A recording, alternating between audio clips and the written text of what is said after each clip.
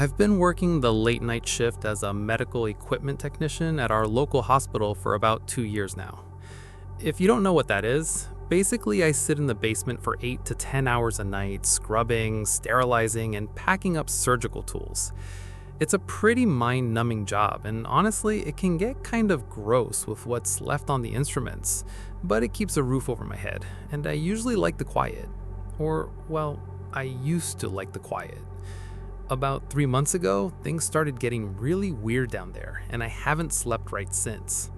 It was a Friday night, right at the tail end of a brutal week of back-to-back midnight shifts. I was in the decontamination room with Sarah, one of the few coworkers I actually get along with. The basement is always freezing, and the hum of the industrial washers usually drowns out everything else. But that night, the atmosphere just felt heavy. Sarah was loading up the last tray of retractors, and she kept looking over her shoulder. She finally turned to me and whispered that the daytime crew had been completely freaked out all afternoon. She said people kept seeing dark shapes darting between the supply racks, and a few of the nurses swore they heard someone whispering their names right in their ears when they were alone in the sterile storage. I've always been a fan of horror movies and creepy podcasts, so I kind of laughed it off and started teasing her, telling her to give me all the gory details. I thought she was just trying to scare me because she knew I had to stay late alone. But right as I was opening my mouth to say something else, the temperature in the room just plummeted. You could actually see your breath for a second. Out of nowhere, we both froze. On the exact opposite side of the stainless steel sinks, a literal person walked across the room. It looked like a woman, maybe around my height, wearing dark clothes. The terrifying part was that there was absolutely no sound. No footsteps on the linoleum, no rustle of clothing, nothing. She just glided past the gap between the equipment racks and vanished into the blind spot by the back wall. Sarah and I just stood there, staring at each other, paralyzed. My heart was hammering against my ribs so hard it actually hurt. I didn't even care about finishing the logbook. I just looked at her and said, "Yeah, we're done here." We slammed the washer door, locked up the station, and practically ran out of the room. A few hours went by, and by midnight, Sarah had clocked out. I was completely on my own. When you're alone in a hospital basement at 1 a.m., every single noise makes your skin crawl. I was sitting at the small desk in the break room trying to distract myself. I had my laptop open, the TV playing some random sitcom on mute for background light, and one earbud in listening to a true crime podcast. Then, I heard it. Through the silence of the basement, the faint, distinct beep beep of the electronic keypad on the heavy outer door echoed down the hall. My stomach dropped into a cold knot. Our department holds millions of dollars of surgical equipment, so that door's locked 24/7. Only a handful of hospital employees actually have the security code, and if anything goes missing, it comes out of our department budget, which means no raises for anyone. I sat completely still, holding my breath, listening to the heavy click of the lock turning, followed by the slow, familiar groan of the heavy door swinging open. At first, I tried to rationalize it. I thought maybe one of the evening shift guys had forgotten his car keys or his phone and had come back to grab it. I waited to hear the sound of boots on the floor. I waited for someone to walk past the break room doorway. Nothing happened. From where I was sitting, I couldn't see the door directly, but anyone walking into the main hallway would have to pass the break room glass within 3 seconds. Nobody passed. The silence that followed was suffocating. It was the kind of silence that feels thick, like it's pressing against your ears. I didn't move from that chair for hours. I just stared at the doorway, gripping the edges of the desk until my knuckles turned white. By the time the morning shift finally arrived at 6 a.m., I was a trembling, exhausted mess. I grabbed my bags and practically sprinted to my car, just desperate to get home and lock my own doors. I wish that was the end of it, but a couple of weeks later, it happened again. I was working in the main sterile storage area, organizing heavy metal trays when the doorbell to the department rang. Sometimes vendors or delivery couriers ring it if their key cards aren't working. I started walking toward the front desk to answer it. and as I turned the corner, I bumped into another technician, Chloe, who was walking from that exact direction. Right as I reached her, I distinctly heard the heavy main door click, open, and then softly latch shut. I looked at her and asked, "Hey, did you just let someone in?" Chloe stopped and looked at me, her brow furrowing, looking genuinely confused. "No," she said, slowly, her voice dropping. "I heard the bell ring, but I thought you were the one who got it." We both immediately walked out to the reception area. The hallway was completely empty. There was no courier, no nurse, no sales rep. No one was standing there. And the worst part, the door hadn't opened a second time for anyone to leave. Whoever or whatever had pressed the doorbell and walked inside was still in the department with us. We searched the entire floor, checking behind every rack and inside every supply closet, but we found absolutely no one. Later, that very same afternoon, the tension in the department was at an all-time high. I was stationed in the clean room, meticulously assembling a bone grafting instrument set. It's a job that requires a lot of focus, so I was staring directly at my prep table. Just beyond my table was a wide-open doorway leading into the spare instrument storage room. Suddenly, out of nowhere, a heavy metallic clack shattered the quiet. I looked up just in time to watch a heavy stainless steel chest tube clamp literally fly through the air. It didn't just fall off a shelf, it was thrown. It sailed across the spare instrument room, slammed violently against the far drywall, and clattered loudly onto the center of the linoleum floor.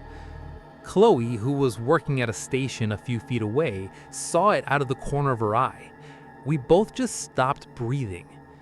My hand started shaking so badly, I dropped the tweezers I was holding. We were both on the verge of tears, completely losing our minds, trying to understand how a heavy piece of medical steel could launch itself off a flat counter. Just then, our supervisor, an older woman named Martha, who had been with the hospital for 30 years, walked past our station. She looked at the clamp on the floor, looked at our pale, terrified faces, and just sighed. "Oh, great," Martha said, her voice completely casual, like she was talking about an annoying coworker. "So the ghost is finally getting comfortable around you guys, huh?" Chloe and I just stared at her, completely dumbfounded. Martha walked over, picked up the clamp, and casually proceeded to ruin my entire life with what she said next. She told us that the basement had been haunted for decades. She explained that there's a spirit of a little boy who constantly peeks around the tall inventory shelves, playing a twisted game of hide and seek with the older staff members. Then she told us about the Watcher, a shadow of a tall man who likes to lean against the old fax machine in the corner, silently staring at the midnight shift workers while they work alone. But the one that made my blood run completely cold was the nun. Martha said that a regular apparition of an old Catholic nun walks the corridors of the abandoned original wing of the hospital, the section that had been shut down and boarded up in the late 70s, which is only accessible through a set of double doors at the very end of our basement hallway. I've always thought I loved ghost stories. I thought I was brave, but hearing your boss validate your worst nightmares while you're stuck in a windowless basement changes you. A week after that conversation, I had to go down to the old wing to look for some archived equipment logs that hadn't been digitized yet. I told myself I was being ridiculous, that it was just old building superstition. I pushed through those heavy, rusted double doors into the dark, dust-covered hallway of the old wing. The air smelled like decay and damp concrete. I was shining my flashlight down the corridor looking for the records room when the beam of light hit something at the far end of the hall. There was a figure there, completely still, draped in a heavy, faded black habit. Even from a distance, I could feel a wave of pure, unadulterated malice radiating off of it. It didn't have a face, just a dark, hollow void where its features should have been. I couldn't breathe. I couldn't scream. The flashlight trembled in my hand, and as the light flickered, the figure took one sudden, silent, jerking step towards me. I didn't look back. I dropped the flashlight, spun on my heel, and sprinted through those double doors, slamming them shut behind me. I still work at the hospital because the pay is too good to leave right now and I need the money. But as for that old wing of the basement, I don't care if my job depends on it. I am never, ever opening those doors again.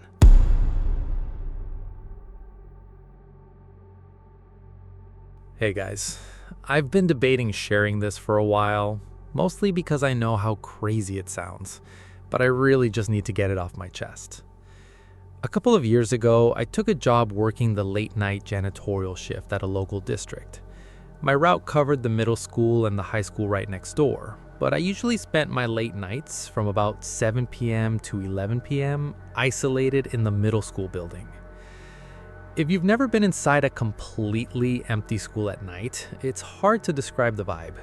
During the day, it's this loud, chaotic place full of life. But after dark, when the main lights go down and just the buzzing green exit signs are lit, the whole energy changes. It's just rows of empty lockers, dark classrooms, and this heavy, dead silence. I wasn't entirely by myself. There was an older lady named Linda who worked the same shift, but the school was massive. She handled the gym and the cafeteria on the north side, while I had the entire 2-story academic wing. We kept our heads down to get done faster, so we barely ever ran into each other or even heard each other's footsteps. It was basically like being completely alone.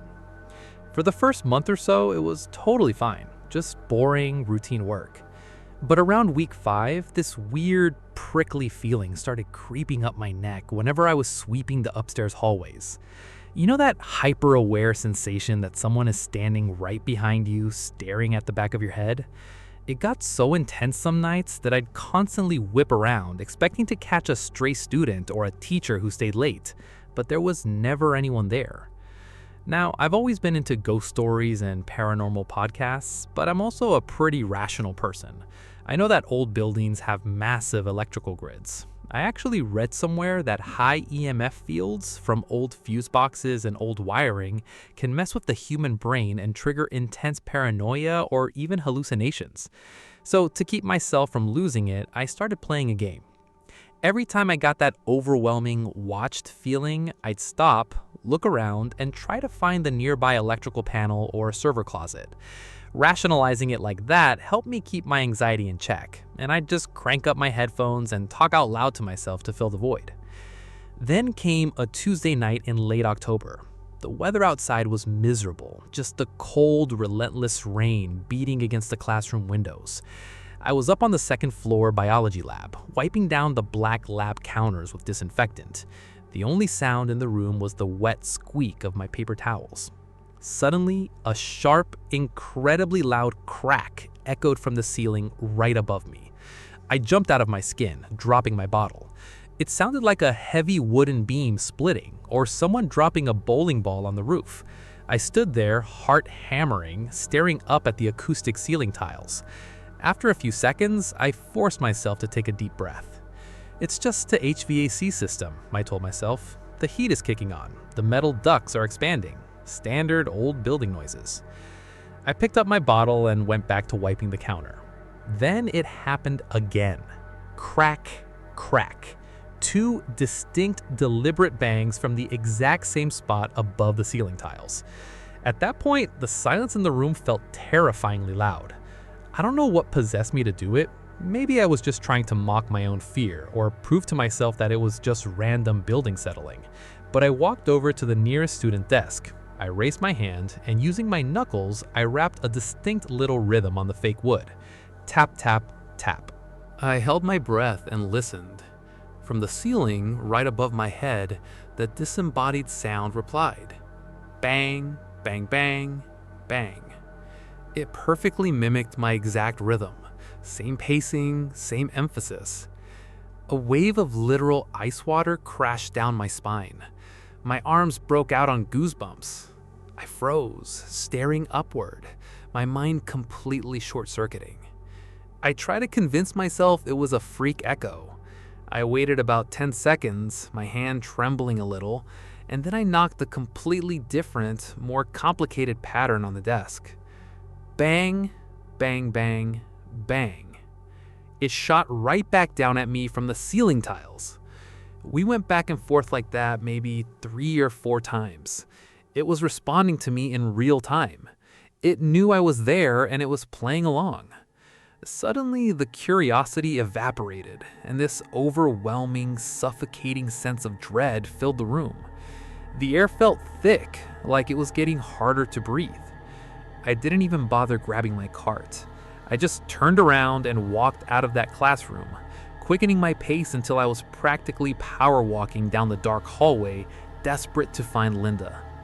I found her downstairs in the faculty break room, changing out a trash liner. I tried to sound casual, but my voice was shaky. I asked her, "Hey Linda, do you ever hear weird stuff upstairs? Like really weird stuff?" Linda stopped what she was doing, let out a heavy sigh, and looked at me with this tired, knowing expression. She didn't laugh or tell me I was crazy. She just nodded and told me that the building had a history. She said she usually avoided the art wing altogether because whenever she cleaned it alone, student pottery and half-finished paintings would literally fly off the drying racks and shatter on the floor right behind her. Hearing her confirm it didn't make me feel better, it just made the building feel incredibly hostile. But the absolute worst thing happened about 2 weeks before the school year ended. It was right at the end of our shift, around 10:45 p.m. Linda and I were putting our mops and chemicals away in the main supply closet, which was located right across from the administrative offices. The front of the main office was entirely made of those large, thick glass windows, so you could see straight into the reception area and the principal's door. All the lights inside were completely dead. The school was locked down tight for the night. As we were standing there talking about our weekend plans, a loud, sharp hiss of electronic static tore through the hallway. We both went completely rigid. It was the school's main PA system turning on. We slowly turned our heads toward the dark office windows. Through the glass, we could see the green indicator light on the master intercom console glowing in the dark. Then, through the hallway speakers right above our heads, we heard the distinct, heavy sound of a live microphone being handled. Thump. Thump. Someone, or something, was tapping their finger directly on the microphone mouthpiece inside that locked, empty room. The sound echoed through the hollow corridors of the empty school. Then a sharp click and the system went dead. The green light turned off. Linda and I just stood there in fascinated, paralyzed disbelief. My heart was thumping in my throat. We didn't say a word, we just walked over to the office door together. I pulled out my master key, my hands shaking so badly it took me 3 tries to get it into the lock. We pushed the door open and turned on the lights. The office was freezing cold. The microphone receiver was sitting perfectly on its cradle. There wasn't a soul in there, and all the back exit doors were bolted from the inside. To make it even worse, that PA system was completely analog. It wasn't connected to the district network or any outside phone lines. Someone had to be physically standing at that desk to turn it on. After that night, I ended up giving whatever it was a name. I called it Charlie. Honestly, giving it a human name was the only way I could cope with going back into that building every night. It made it feel less like a faceless monster and more like an annoying roommate. And Charlie kept busy. Over the next month, automatic toilets would flush in empty restrooms right as I walked past. Locker doors would gently click open after I had just checked them. In a weird, twisted way, I actually started getting used to it. By the end of May, the initial terror had faded into this bizarre, morbid curiosity, and I found myself almost wishing Charlie would do something bigger, just so I could understand what I was dealing with. But my time there cut short when summer break rolled around, and they transferred my route to an outdoor maintenance crew. I never went back inside that middle school at night. Part of me is glad I got out when I did, but sometimes when it's really quiet late at night, I still think about that intercom turning on, and I wonder what it would have said if it actually started talking.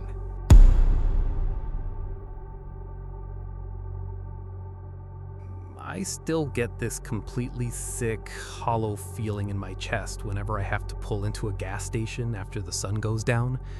It's been over a decade, but the memory is so hard-coded into my brain that I can still smell the damp concrete and feel the exact moment my fight or flight response violently kicked in.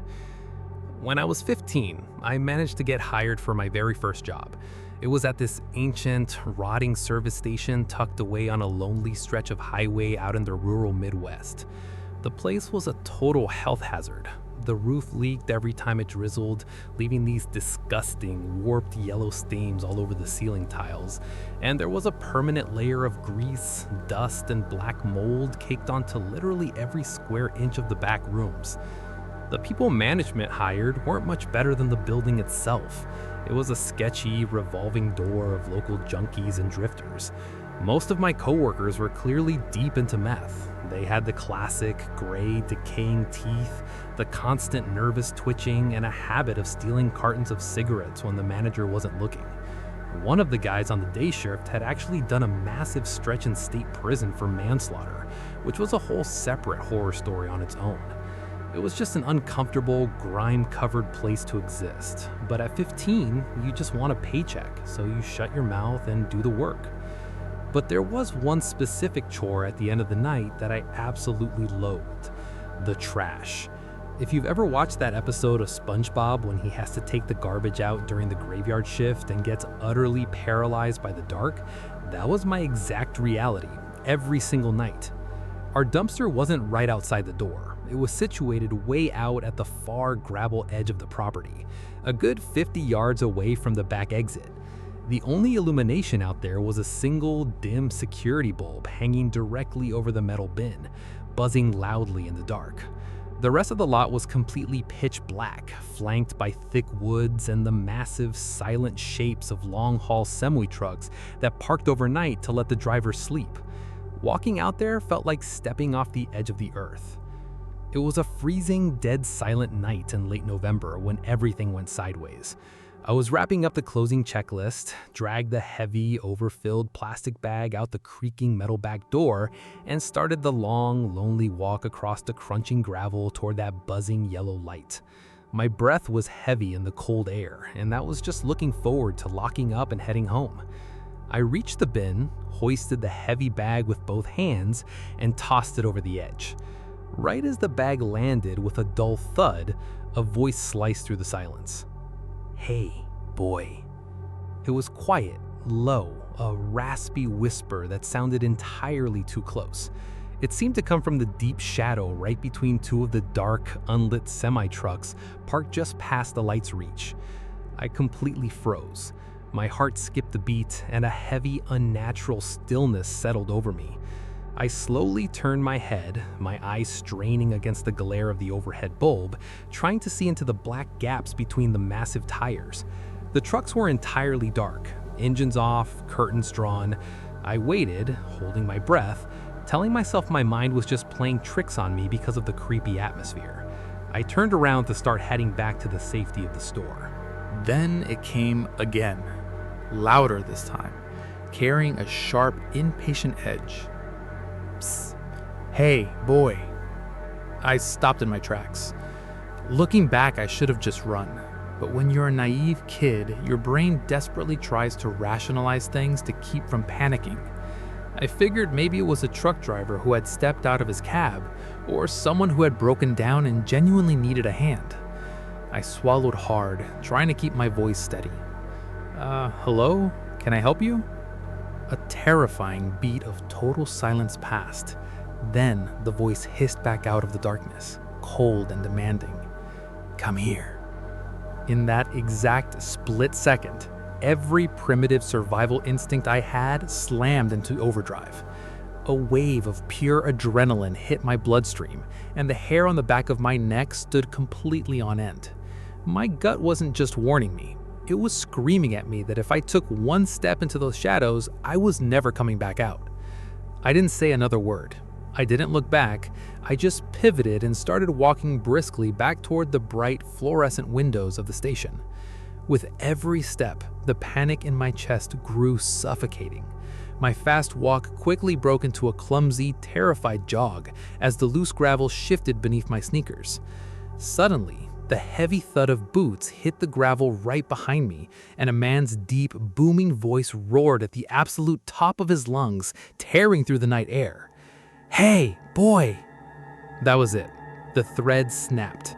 I broke into a frantic blind sprint, throwing my weight against the heavy back door, flying inside, and slamming the deadbolt shut with a loud clack. My hands were shaking so violently I could barely slide the security bars into place on the front glass doors.